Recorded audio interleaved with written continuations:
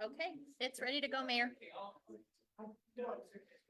More official. We haven't got Camera's right there. We're ready to go. Ready? Yes.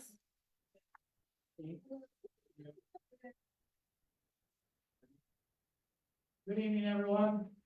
I'm gonna call this meeting to order. We're a couple minutes late, but we just held a really good meeting, great.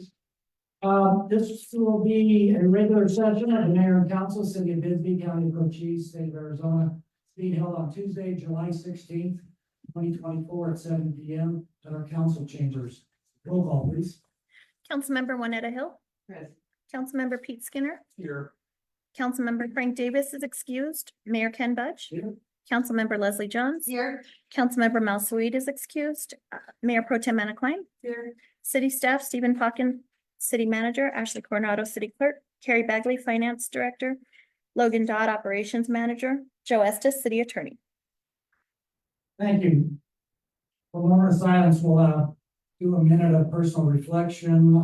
I'll ask you to stand, and after that, we'll do the pledge of allegiance.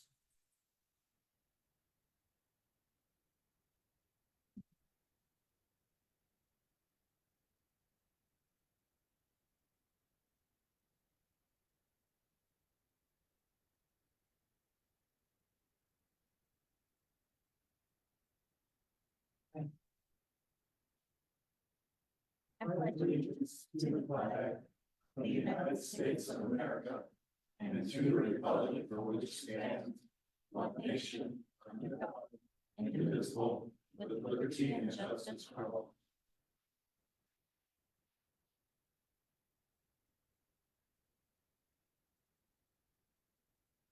So for tonight, no really big announcements. We will get into an award that we received here as our first item on the agenda, but I do have one proclamation I'd like to read. And then this would be also being going over to Sierra Vista to be read there for the Buffalo Soldiers Day.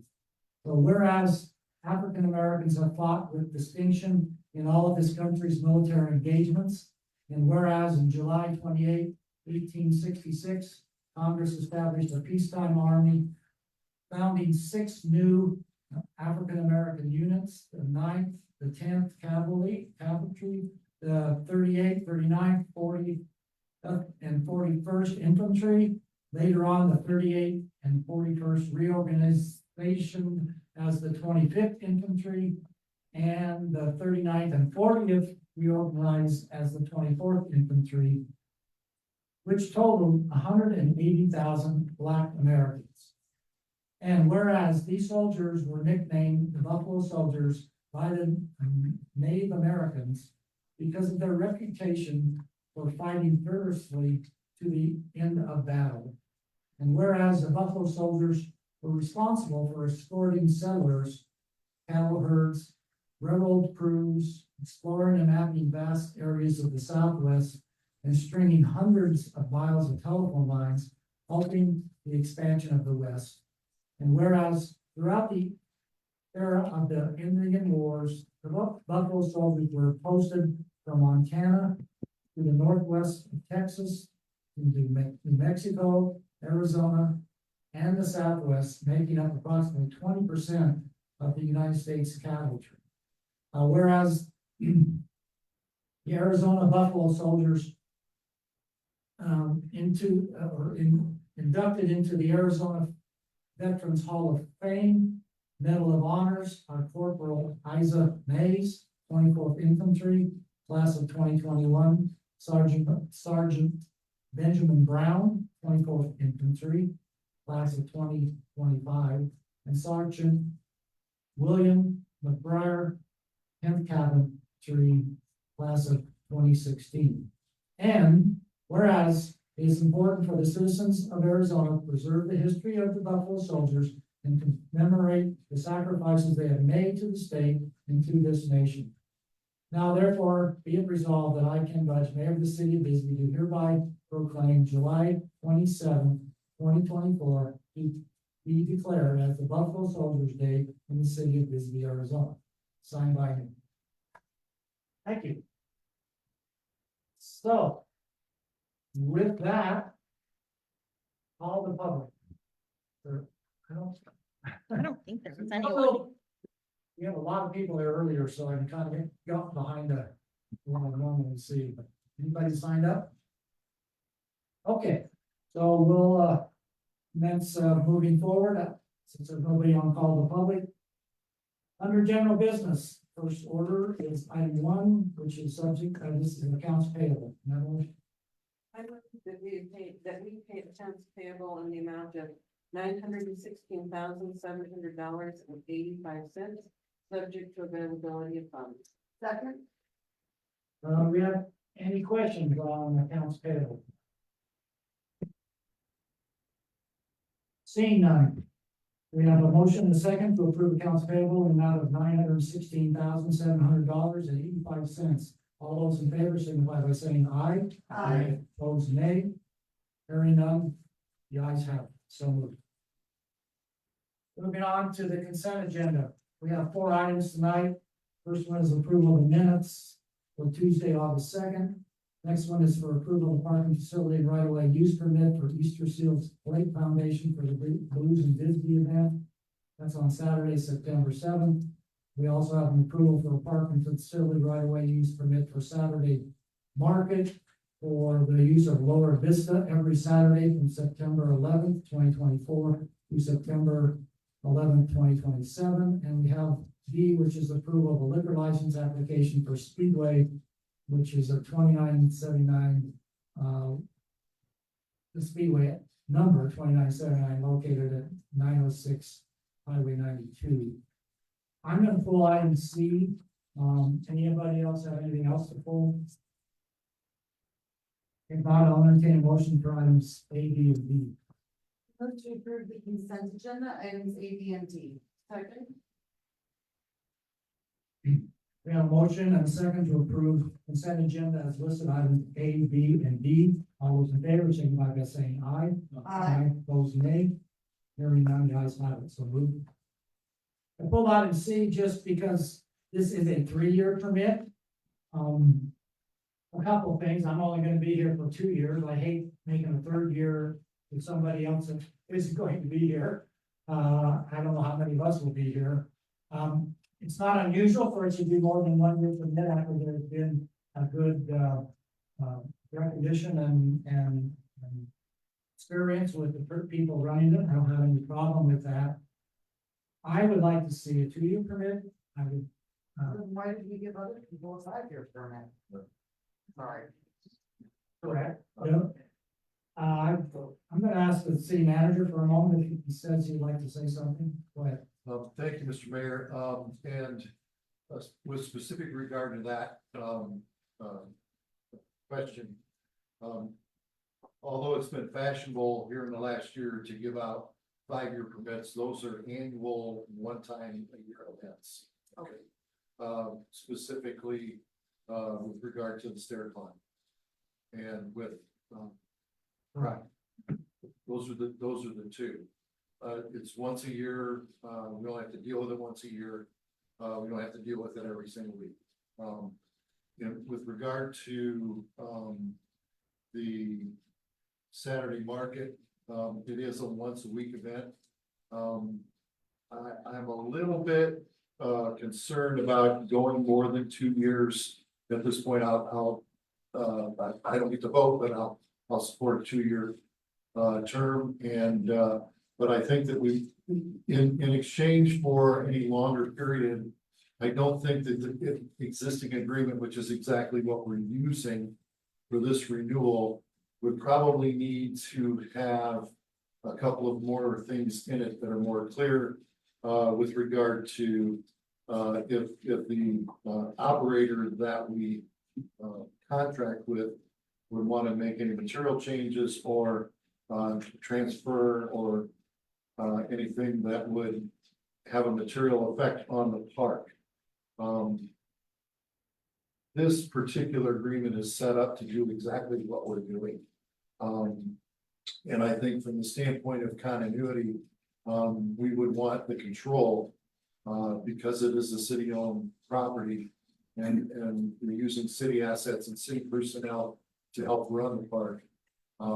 That we have a little bit tighter reins on this thing. And since the operators of this particular agreement aren't here They're available by. at the present time, I would, what I would rather do is I would rather sit down with them in advance and work this stuff out so that we can bring you something clean and concise. And 2 years ain't bad. I understand that in order to stand up and know that you have something in front of you for more than just a year is good for a business, and I think that's not bad at all. Well, as I said, two things that bother me is, one, I'm tying them into somebody, some future mayor and council, and number two is, this is a business where if it gets sold, I also would like something in here to say that this is conditional based on the people that are running it now, on some sort of non-transferable. So, because when you transfer it, then we don't know how the new operator is gonna work, and now we've tied up a park for over 2 years. So I personally would, I can pass it right now with 2 years and a non-transferable to someone else, and I'd feel fine with it, but it's up for discussion, people. My opinion in regard to the farmers market is we've got one of the best ones in the state. That farmers market is a jewel of this town. The Taylors have done a superb job running it. I am curious to see what their thoughts are going from a 3-year to a 2-year. I'd like to know that. But these folks have demonstrated that they have been good stewards of their business. It's a critical part of the town. I'm not sure I share the same degree of concern going to 2 versus 3. Locking the Taylors in for a 3-year period. That sounds pretty good to me. Well, I think we all agree that our farmers market is great. For us, it's our social hour for the week. And we love going down there, and, you know, it's always busy. But we have had issues with the farmers market before, with the previous people that had run it. And they got pretty testy there for a while, and now, you know, with the new people that have taken over, they've done a great job. But it's true, if they, you know, get tired or want to retire or whatever, if it goes into the hands of somebody else, we may not have that continuity. So I think locking it into a longer period probably isn't the, I mean, we've been going year to year and we've been doing great that way. But 3 years of a long time. Yeah, if they didn't have that demonstrated level of success, I'd probably agree with you. Yeah, but again, we've had issues before with the people who originally started the farmers market, so that. There. So are you saying that, with some modification or security that we can depend on, if we added that, we would consider 3 years? I mean, like a non-transferable, in other words. Non-transferable. Mr. Mayor. Yeah. Lynetta, the reality is that this thing came in the door and it got placed on the agenda. Okay, the Taylors are out of town right now. I know they're available by phone. That's not how you negotiate agreements. Okay, you know, this agreement is good. The current agreement is good through September. Okay, so it's not like we're in some kind of a rush to get an agreement with the Taylors. They're friends of mine. I trust them implicitly. They've made a good market better. But we still have a responsibility to be able to make sure that always runs successfully.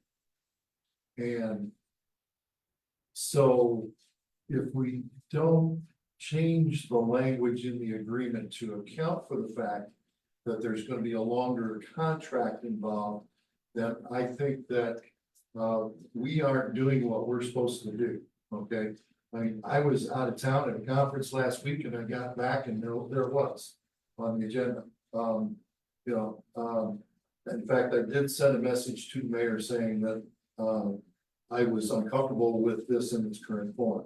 That's on the agenda anyway. So I just think that we kind of rush to judgment on something. I love it when things run well. That's my goal in life. But I want to make sure that they run well into the future as well. Well, it sounds like we may need to talk to Doug and Tracy and come back to this.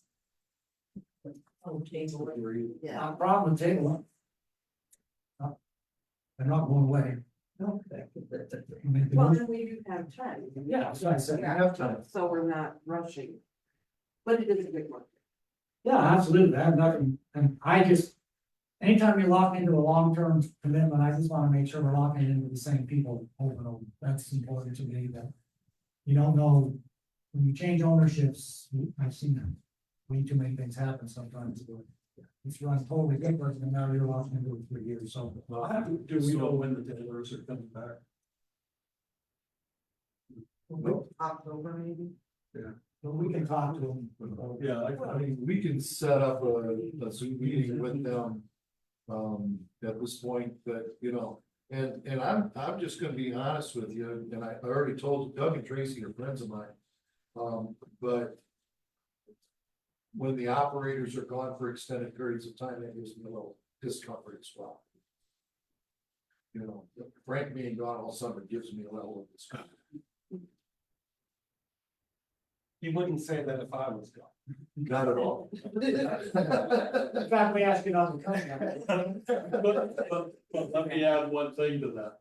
They were gone last summer too for a period of time and that market still ran. No guarantees. No Sure, guarantees. sure. But that's why we can extend more than a year. I mean, as you build that relationship and well-being, then, yeah, that's why we go from 1 to 2, and then maybe after that. Whatever, that's the way it's a building thing. Most of the ones we've done 5 years on because they've been around 15 years. So, and that's a one time, we can't really compare the two, that's apples and oranges. And you gotta understand where I'm coming from. It's my job to keep things from going wrong. Sure. All right, I'll make a motion, we table this. Second? Second. We have a motion second to table this, all those in favor, signify by saying aye. Opposed, nay. Guys have it, so moved. Tabled. All right, moving on, we have nothing in old business, so we have new business, so this is, number 3, this is, an award of $1 million from state appropriations to help fund food for nonprofit organizations who currently provide food for, our people here in Bisbee, and I'm gonna ask that our wonderful representative, come up and introduce herself.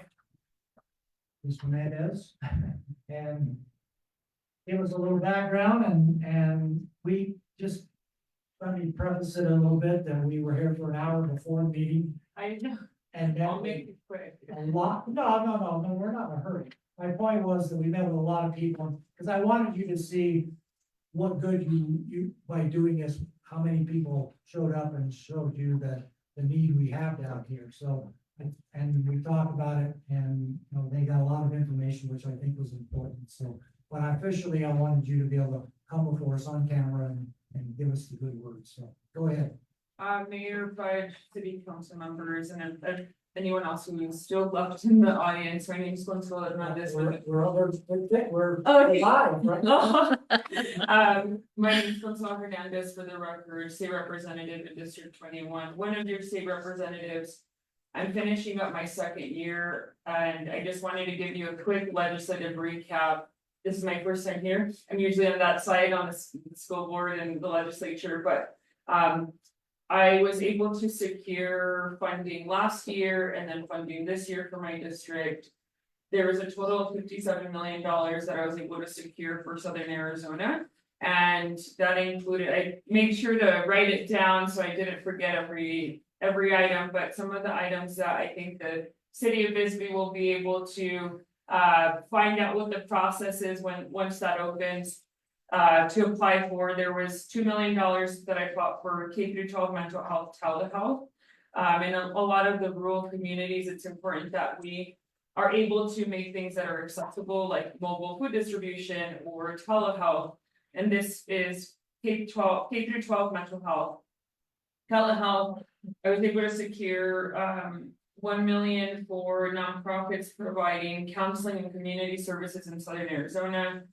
$2 million for area agency on aging for seniors, which includes the Meals on Wheels, in-home care services. That's for the entire state, but again, I think there's opportunities for cities like Bisbee to be able to apply.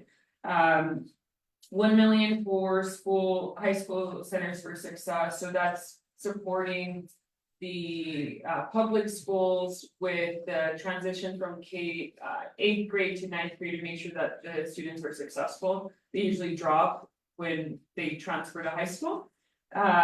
Also $2 million for after school programs for low income students. We left that big enough, so whatever that means to you all. $4 million for free school lunches for students in public schools, $12 million for adult education programs. I don't know what services are provided in Bisbee, so that could mean anything from community colleges or if there's nonprofits that do adult education work. $15 million for the Arizona Housing Trust Fund, and that's on top of the $150 million that was historic funding that we secured last year. And 500,000 for heat relief for nonprofits that are serving the homeless population. Again, we left that vague enough. If there's any nonprofits that fit that description, heat relief could mean anything from cooling centers to whatever is interpreted like water distribution, things of that nature. There was also funding in there for veteran services. And I'm happy to email that to the council and to the mayor, but I am happy to be a resource as well if anyone wants to reach out to me. Apart from the funding, I was able to pass 2 laws signed by Governor Hobbs. One to protect our public transportation workers that were being assaulted on the job. So that includes railroad workers, airline workers, and public buses, long day public buses. There was aggravated assaults happening in my hometown in Tucson, and then I started having roundtables, and I understood that it was happening all across Arizona. So we passed a law, worked with the unions to make sure, and with a coalition of transportation companies, that it was important to them to make sure that people feel safe, the drivers and the people riding the public transportation. The other bill that I signed into law, mental health, is really important to me. So our severely mentally ill population, making sure that their legal guardians are part of the civil commitment process and their continuum of care. There's gonna be more teeth in the agencies that are providing the care because they weren't responding to the loved ones. And also the court system is now required, once it goes into effect, the law required to answer to legal guardians. I appreciate the time and I hope that you all have a good rest of your meeting. Thank you. Well, don't leave out the part you got for us. Oh, sorry, and the $1 million part. Yeah, We've been, Mayor Butch and I have been together all day, but there also the $1 million, really proud to work with you and for you to be so responsive. Again, you've answered every text call along with city manager when I said, can we do this? And can the city, like, what are the needs and how can I be helpful? And you all were very responsive, so I appreciate you all. And I look forward to working with you in the near future, hopefully another 2 years, but I'm just here to be a resource and hopefully trying to help our most vulnerable populations, elderly, mental health, folks experiencing mental health issues, homelessness is really important to me, and food insecurity, so thank you for being a great partner. You know, let me expand a little bit, this was a really big one for us, and I just, we talked a little bit tonight, and we actually met with the Southeastern Arizona Food Bank. We're hoping to not only take care of some immediate needs, but maybe do something long-term. This will be seed money, work out a synergy with the some nonprofits and get the most bang for our buck out of this, and since it's a huge gift, and I believe that we might be able to stand up some sort of food bank and make this something that will last for a long time, not just a one-time bang and we're out of here. So that's our goal, and what we'll be working on. We'll be a few months before we actually have everything in hand about what we're use this fund, how money, how we're gonna. There's always the states involved, so we always have to deal with that, and how it's gonna come to us, and what the exact ramifications are. But then we'll stand up all the parties and all the and work together to see that we can get this used to our community in the best way. So anyway, thank you so much, and for coming down, and I hope you had a good lunch and safe drive home. So I did, thank you, and my information's online, I think I give everyone my cards. Please feel free to reach out if you have any questions you want me to elaborate on. But I'm confident that the city of Bisbee will make good use of the 1 million for food distribution. I know that you all together in the community will create a legacy that will hopefully be around for a long time. So, thank you. thank you. We need one of those giant checks. Oh, well, they're hard to fit in the ATM, these things. I know, they don't have that little thing you can scan. No, we can make it happen if you want to. No, I hope they got some pictures today, and so we let the public know that it's not gonna be tomorrow, but it will be down, coming soon enough that we can start making a difference, by the end of the year. All right, thank you. Quickly, we'll just move on to item 4. This is a discussion of possible approval of municipal effluent option agreement 2024 extension between the city of Bisbee and Cochise County. City Manager Park. Yes, thank you very much. Good evening, folks. This is a project that many of you are already familiar with.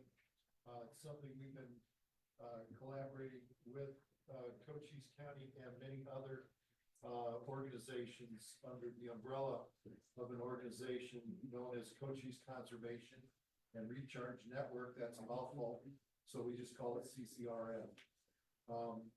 That organization is responsible for many of the conservation projects that you are aware of, that are adjacent to or in association with the San Pedro River and the conservation of the aquifer that feeds it.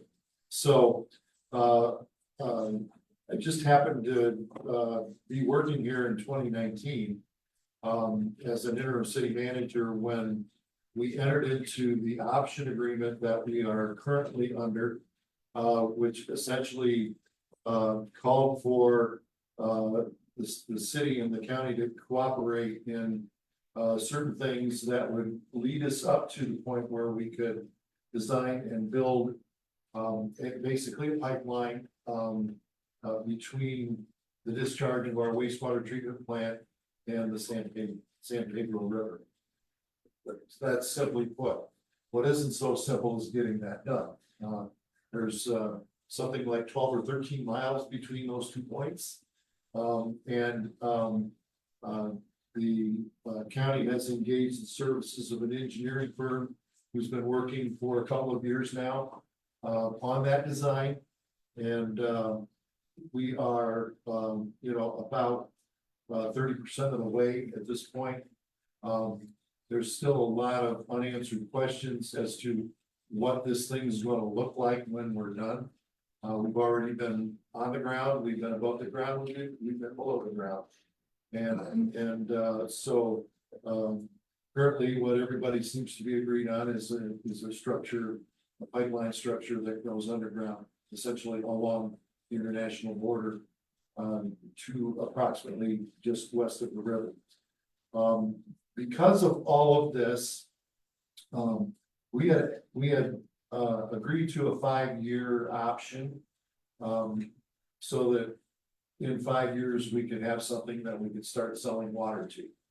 And in your packet, in addition to the extension that you're going to consider tonight, is that original option agreement and the contemplated agreement between the county and the city to sell water. What you have before you tonight in the 2024 extension is basically incorporating those two documents, just as is currently constituted, into an extension agreement that basically incorporates all that for 1 more year. Okay, we're very hopeful that in 1 more year, we're going to be in a position to say, okay, let's go to the contemplated agreement. Let's get it done. We just didn't feel that we were quite there yet because this thing is just taking longer than it's needed to take. But you know, the county and all of the other agencies, which is almost everybody associated with the river, we made sure that they understand that we are equally committed today as we were 5 years ago to being able to move reclaimed water from our facility out to the San Pedro Basin. So what we're asking for tonight, what we're recommending is that council approve the 2024 extension agreement, which is just exactly what we're doing for 1 more year. County staff is here tonight. The agenda item is the extension, not project, but they're here if you have any questions. So. My little 2 bits is that. As this thing progressed, I mean, it's just, you're dealing with the federal government and trying to get the right of way through the Roosevelt Reservation, that BLM, and let's go on and on. Sure, things take a while, but they've been plugging ahead and actually got money to do the engineering. So that's I saw the first rough draft of it. See, to me, I was a little bit confused at first. I thought, oh, it's just a pipe and our water is gonna run into it and downhill all the way. But the engineers realized, you know, we're gonna have to have a pump. There's gonna have to be, you know, these air back things because the pipe's gotta go underneath certain things. So air's gotta be able to get out of the pipe. And so there's a lot more to it. And unfortunately, of course, that drives the price up too. So I think we're just gonna, my recommendation is to hold tight and let some more of the engineering get done and see where we are and they're gonna be out there looking for the big bucks to get it actually put in place. But if everything looks good, we can, within a year, we can actually sign a long-term agreement and let them go for it. So right now, I'm a little too uncomfortable with too many unknowns at the moment. And another year won't hurt us one way or the other. That's my thing. I'll put it up for you or have any questions for the guests that are here. Well, I'll entertain a motion then, unless you guys have anything you'd like to say? Okay. You're good, huh? No news is good news. Sometimes it's better. I'm committed and hopefully I'll be here in 2 more years, but we'll work at that and see if we can get this nailed down and in good shape within the next year. Anybody want to make a motion? Or?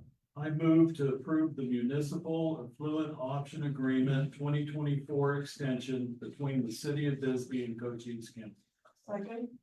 I have a motion second to approve this municipal effluent option agreement for 2024 between the City of Bisbee and Cochise County. All those in favor, signify by saying aye. Aye. Opposed, nay. Okay. Okay, we have 4 yeas and 1 nay, and the motion passes. All right. What's your first name? No, I forgot. But I'll stare at you now. Okay. all right. Moving on to number 5, this is discussion of possible approval to participate in the proposed national opioid settlement with Kroger. Who wants to Not go? let the ball. I'm gonna take this one, just because we gotta go through about 200 pages of legal documents in detail, although. Sorry for all the, paper, but you do have a list of every city and town and county and the country at your fingertips if you want. Essentially, this is another one of the opioid litigation settlements. You'll recall that we did something similar a couple of years ago with the first 5 of multiple cases that are ongoing throughout the country. This one involves Kroger specifically. And has basically the same type of terms where the city will get a small proportionate share of the overall settlement on annual payments. And those funds are restricted for specific uses with regard to opioid treatment programs and stuff. This one's actually a little more detailed in its Schedule B of approved uses with regard to detailing out the opioid treatment, education, recovery, all the different things that can fit within the use of these funds. So the recommendation is to approve entering into the settlement agreement, because if we don't, then we don't do anything.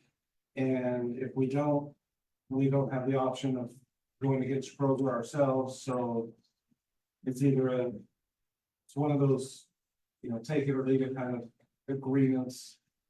We have no say in the terms of it, but we do get some benefit from it for opioid related issues that the city will have some funds throughout the years. Most of these are upwards of 10 to 15 year payments, because we're talking billions of dollars that are being spread out throughout the country. 8 billion on this. Yeah. All right, questions? I got a couple questions. Kroger isn't even in Bisbee. They've extended this agreement to us because they are starting to make the move on Safeway? No, it's because they're a nationwide organization, and the sale and use of opioids through their pharmacies and stuff has had an impact on every municipality throughout the country. So that's why in all of these, the multiple different class action cases that are pending in federal court list every municipality has the opportunity to participate in the settlement of those cases. Okay. So from a math point of view, if I did it correctly, and I wasn't all that great in math in school, so it looks to me that Arizona itself is going to be getting about 6,229,000, roughly ballpark, $7 million. Is that every year for 10 years? It should be through the term, because I want to say Arizona was like Arizona's 5.7% of the overall 8 billion, and then you take that 5.7% and divide it by the total term. And then Bisbee's portion would be about $4,000 a year. Yeah. It's not a ton of money, but it's more than Yeah, Yeah, it's not like we haven't coming. suffered, we haven't suffered from it. Yeah. So, I mean, in a lot of municipalities are using it to help supplement the purchase of Narcan or different things that they use specifically related to opioid related issues and things like that. But we can go through those numbers right now. No, I'm good. 0.00038.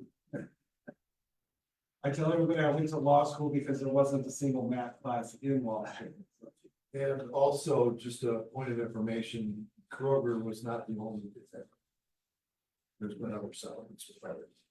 Have they extended to us too? Yeah, they all went. Yeah, that was before you got on, but yeah, we've already done one of these. For Walmart, CVS and. Same, have we? No, Not that I'm aware of. there's our finance person. Payments are starting to come through on the initial, Didn't the state sweep a bunch of theirs? I mean, but I think that's the state fund because oh, yeah. funds go to the state, a certain percentage of funds stay with the state. Then funds get distributed out to the counties get a certain percentage, and then it trickles down to the municipalities after that. Don't say trickle, please, trickle. It's a collaboration, We were just talking about water. Yeah. Better than a tinkle. All right. Anything else? The only question I had was on the other agreement that we had talked about. Do we know how much we're getting from that one yet, or? It's my sense that we're gonna know when we actually receive the distribution. Because, you know, that 500 pages, that elm tree that we cut down to make your agenda packet. You know, virtually names every jurisdiction in America. And, until they get the responses and then recalculate all the numbers, nobody knows, and they're under no obligation to call Bisbee, Arizona and tell us what we're getting. So we'll know what we're getting when the check arrives. Well, no, when we did it, okay, but it wasn't near the amount of money that this one, correct? It's my belief that that was a smaller, Right. Thank you. but it's been a very long time since we considered that. Yeah. But it's very similar. We have to go back to all the, that's why we're doing this tonight and had it at the last moment, because it has to be in, our signature has to be on it. by the end of the month, yeah, Yeah, and we don't know how many of these. You know, turn them in. 4,000 municipalities are gonna vote to participate, and those who don't get anything, so if. Less municipalities that participate, then the higher the distribution is based off of. Those numbers, these numbers that they have here with the, you know, the percentages and stuff are based off of if everybody on this list. Signs up and participates. What would be the argument that a community would not want to participate? If the amount was so minimal that it would be burdensome to record and the audit requirements and different things like that. Bureaucracy. Yeah, well, and right here in this county, a government body turned down $1 million for the health department. So, you know, now, I wouldn't think you all would vote like that, but it does happen and it happens close by. And there are some municipalities that contract out their police, fire agencies and stuff like that. So they may not necessarily have a significant use for Be able to, opioid treatment programs or, you know, different things that are typically run through those departments and things like that. So, but I would anticipate it would be a super small, percentage. And if they don't sign up, That's good for us. I'm gonna change my name to Coolidge City and sign up for it. make your truck a city, That's right. you know, city. All right. Big enough.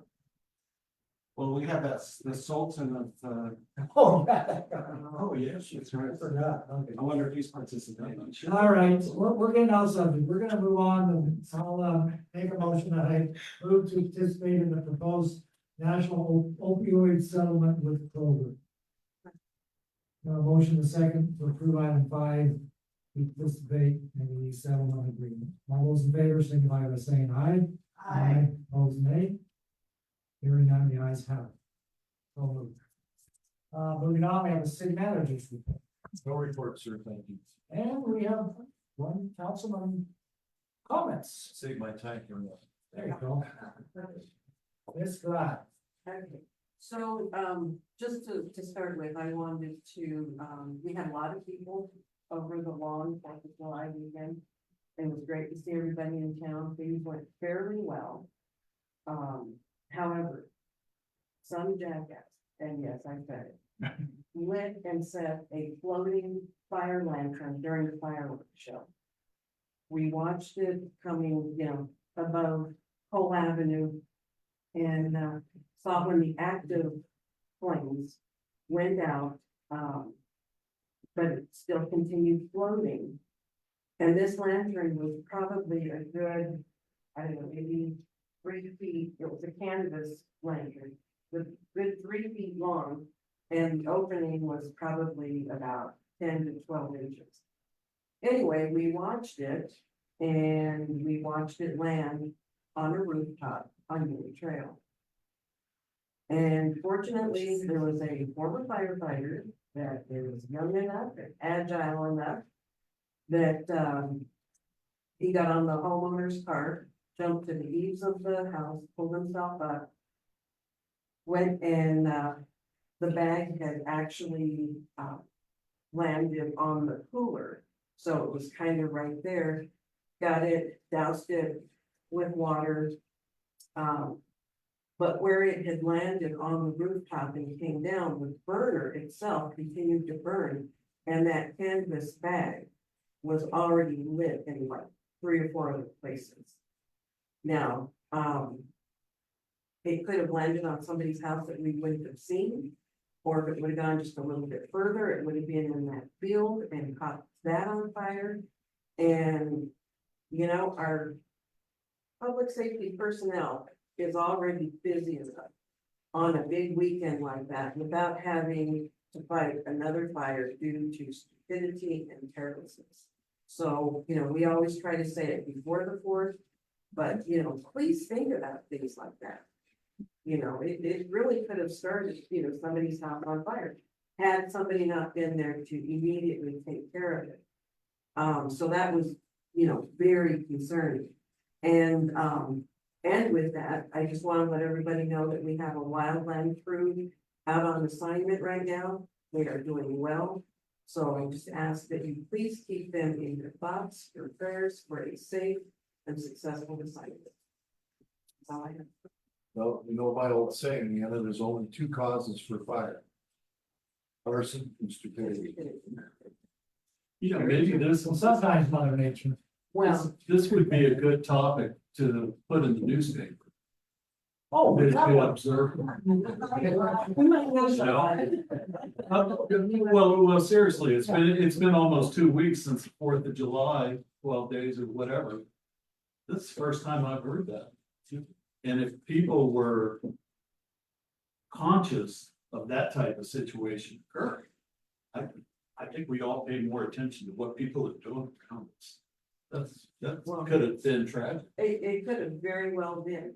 And like I said, not everybody's out there watching the fireworks and stuff. They stay in and had it landed on, somebody else's house that nobody was there. And they could have been serious and just stupidity. Well, adding to that from my experience is we've had small shards go over and land on a asphalt roof. And it doesn't immediately catch on fire. Hours later, it will sit there and smolder and smolder. It'll go to bed. And then all of a sudden it will come up. We've chased fires that way. So this thing could have sat there and everybody thought it was all cool and not even happened. And then hours later, that small soul thing could have, been within those asphalt shingles and it could have started again. So Well, and I did get pictures of where it had already started smoldering and burning that the bag itself from where it landed on. So that could have been there for a long time, and the wind comes up and goes into flames. So, anyway, yeah, people don't realize that.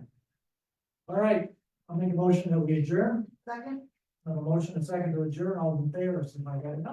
Aye. So moved.